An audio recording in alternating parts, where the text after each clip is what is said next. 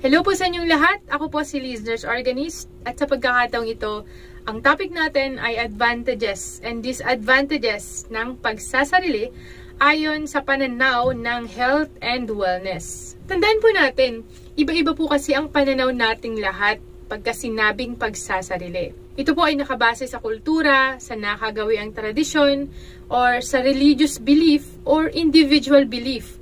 Iba-iba po tayo ng paniniwala sa pagsasarili. Pero ang tatalakayin ko po ngayon ay hindi rin po sa pansarili kong pananaw, kundi sa pananaw po ng general science and psychological viewpoint. Kung ano po yung sinasabi ng siyensya at ganoon din po sa mga legitimate na health articles or website na makikita po natin sa internet.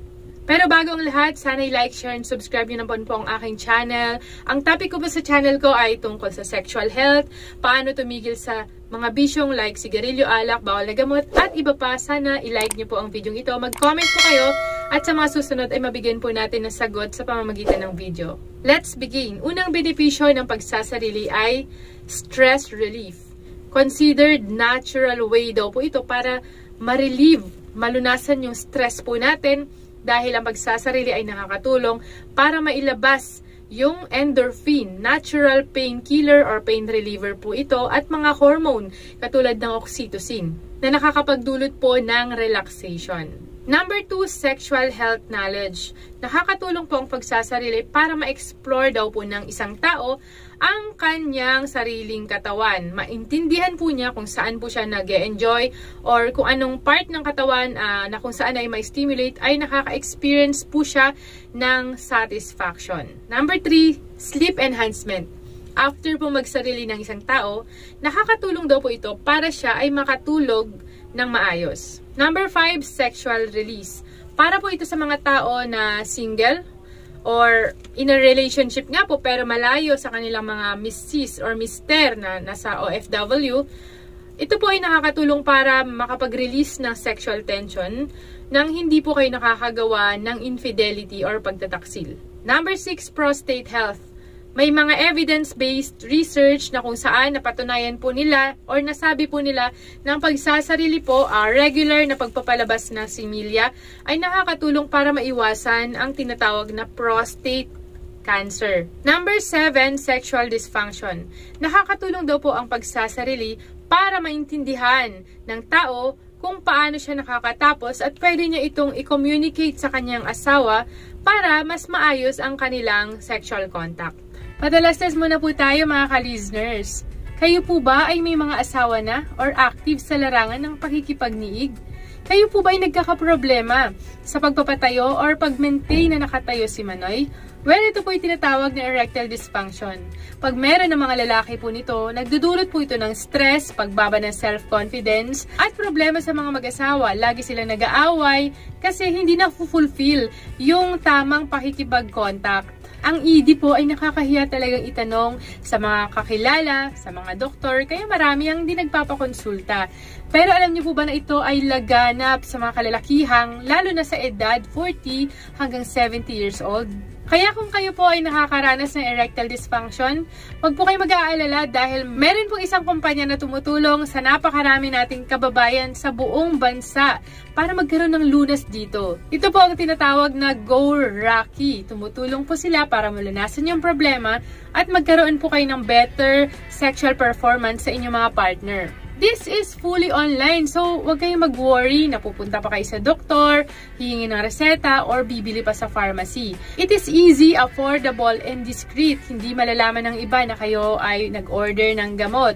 Ang gagawin niyo lang po para makakuha po kayo ng gamot ay i-click niyo muna yung link dito sa description ng video na to at sagutan niyo po yung 4-minute assessment. Pag nabasa po ito ng mga doktor at naaprubahan po kayo para mag-take ng gamot, okay, magbibigay ang doktor ng reseta at ang Go Rocky na po ang bahala sa lahat. So ano pa pong hinihintay nyo? Click nyo na po yung link sa description ng video ito and get ready to go hard with Go Rocky.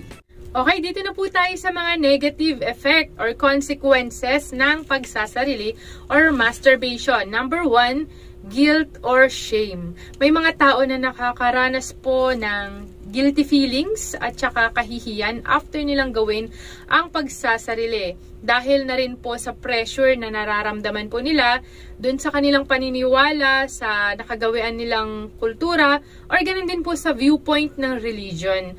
Actually, meron po akong video na pwede nyo panoorin. Nilagay ko po ang link sa description na kung saan kinuha ko po yung standpoint ng Bible versus science sa ganitong usapin na pagsasarili. Pwede nyo po itong panoorin.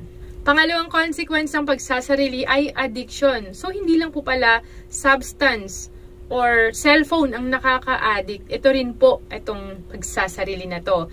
So, ang tao ay pwedeng makadevelop din po ng addiction or dependence sa pagsasarili na nakakaapekto na po, hindi na po siya nakakagawa ng pang-araw-araw niyang mga gawain like pag-aaral, yung kanyang pagtatrabaho, hindi na siya nakakapag-function ng normal. Doon na lang siya lagi nahuhook sa pagsasarili. Hindi po ito maganda. Meron din po akong video tungkol dito sa compulsive sexual disorder. Pwede nyo pong panoorin. At ang lunas po dito ay magpakonsulta po kayo, baka kailangan nyo po ng gamutan. Another negative effect ng pagsasarili ay number 3, physical injury. Bihira lang naman po itong mangyari, pero posible po itong mangyari. Bakit? Paano? Kung ang pagsasarili ay ginagawa ng sobra-sobrang dalas or sobrang agresibo yung mga teknik po na ginagawa ng tao na nagdudulot na po ng physical injury. Pwedeng magsugat na po, ma-irritate na po yung balat niya. Ayun nga po, pwedeng magdulot po ng physical injury. Number 4, sexual dysfunction. So, paano po nagkakaroon ng dysfunction ang pagsasarili? Ito po yung kung ang pagsasarili ay yun na lang po ang paraan niya para makatapos, pero kung siya naman ay nakikipag-contact sa kanyang asawa ay hindi siya nakakatapos. So, ito po itinatawag din pong dysfunction. Kaya napakahalaga po dito ang pag-uusap ng mag-asawa para hindi nila napapabayaan yung healthy na pakikipag-contact sa isa't isa.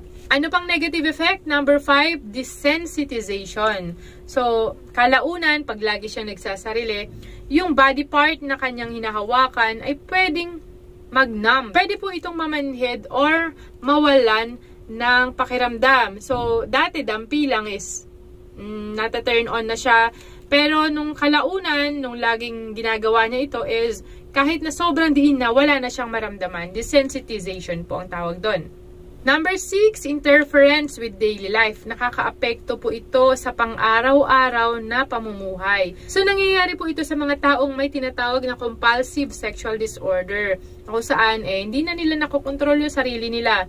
Hindi nila napipigilan yung kagustuhan nila na makatapos. Kahit na saan, halimbawa, wrong place, kahit na may mga exams na sila, may mga due date, may mga kailangang gawin, pero pinagpapauna nila yung pagsasarili kaysa sa mga importanteng aspeto ng kanilang buhay.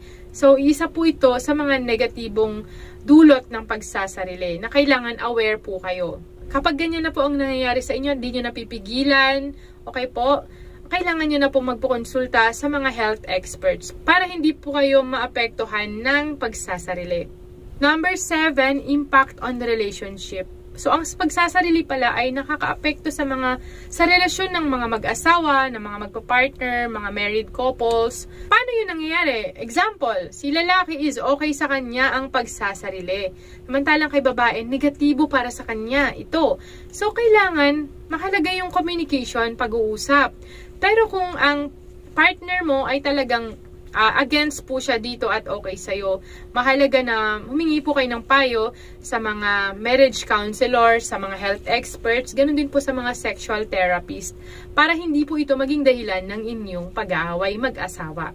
So, ulitin ko po, ang pagsasarili ay iba-iba ang pananaw ng bawat tao. Kaya, kung may concerns po kayo, may problema po kayo, naapektuhan na po kayo ng mga sinabi kong mga negative consequences, yon, ulit, kailangan na kayo ay magpakonsulta sa mga healthcare professional, sa mga sex therapist, para malunasan ang inyong mga suliranin. Well, hanggang dito na lang po. Tandaan po natin, prevention is better than cure. Ingat po kayong lagi. Always pray, always smile. Mahal ko po kayong lahat. Bye-bye po. Ay, maraming salamat po kay Ma'am Liz Nurse Organist. Yan.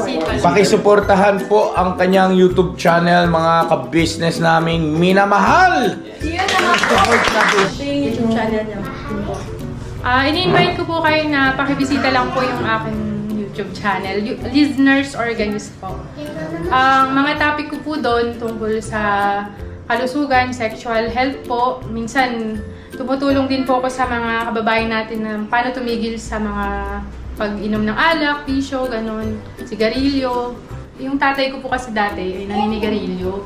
Kaya yun po yung naging pundasyon ko po para mag-vlog para po makatulong po sa kanya sa pamamagitan po ng pag-a-advise sa pagtigil. And bukod sa tatay ko po, marami rin pong kilalang kababayan natin kasi na gano'n. May mga bisyong gano'n. Gusto ko po silang tumigil at maging malusog para hindi magkaroon ng komplikasyon. Ayan, salamat na marami, ma'am, ha. So lahat ng mga narinig nyo, itigil nyo na, ha. So yun na mga ka-business, God bless ating lahat at thank you so much at may ganito tayong mga kababayan na nagmamalasakit, nagmamagandang loob para hindi lang sa kapakanan ng ka-business family, ganun din doon sa pamamagitan ng kanyang pagbablog, nabanggit niya na kanina. Thank you so much, sir, ma'am. Thank you so much po. Palakpakan naman natin.